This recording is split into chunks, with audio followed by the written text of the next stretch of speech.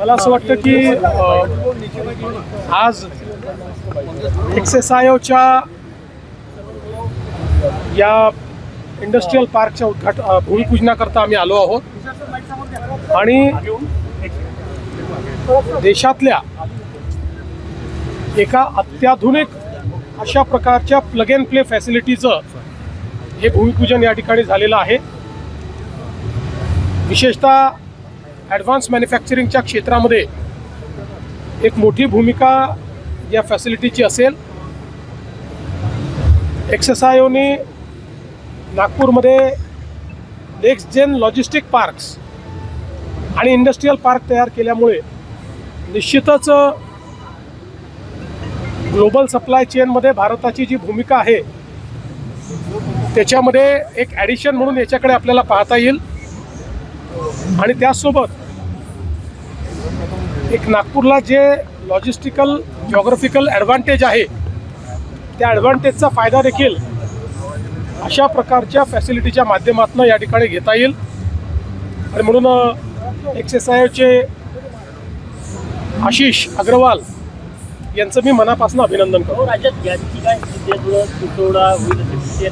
असं आहे की माझी माध्यमांना विनंती आहे की नागरिकांमध्ये विनाकारण भीतीचं वातावरण तयार करू नये. जे काही परिस्थिती आहे ती केंद्र सरकार हाताळते आहे, ती केंद्र सरकार सांगते आहे. विनाकारण वेगवेगळ्या बातम्या दाखवून हे घडणार ते घडणार ते घडणार असं सांगून नागरिकांच्या मनामध्ये भीती आणि संभ्रम तयार करणं हे देशाच्या आणि समाजाच्या हितात नाही. आणि काल हेच केंद्र सरकारने देखील स्पष्टपणे सांगितलेलं आहे. बजेटमध्ये नागपूर आणि विदर्भाला भरभरून मिळालेलं आहे.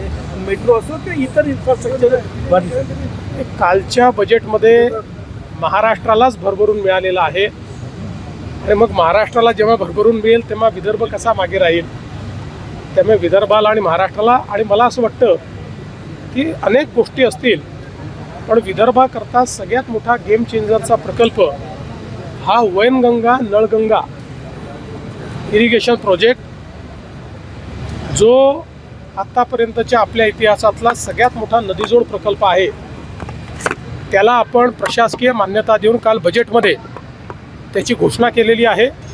मला असं वाटतं त्यामुळे विदर्भाचं चित्र पूर्णपणे बदलेल. कर्जमाफीची घोषणा केलेली आहे पण प्रत्यक्षात कधी लागू होईल आणि ज्यांचं 2 लाखाच्या वरचं कर्ज आहे त्या बाबतीत स्पष्टता आहे. ते असं आहे की आता मी घोषणा केलेली आहे त्यामुळे त्याबद्दल कोणाच्याही मनात संभ्रम नाही.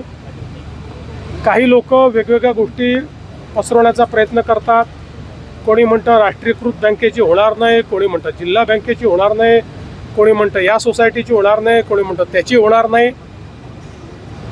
आम्ही 2 लाखापर्यंत कुठलीही बँक असो ज्यांना पीक कर्ज द्यायचा अधिकार आहे अशा कोणीही दिलेलं पीक कर्ज हे आम्ही त्या ठिकाणी माफ करणार आहोत.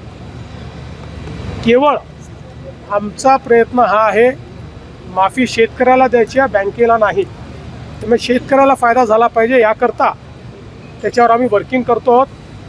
आम्ही यापूर्वीच सांगितलेलं आहे की 30 जूनच्या आधी आपण कर्जमाफी करणार आहोत.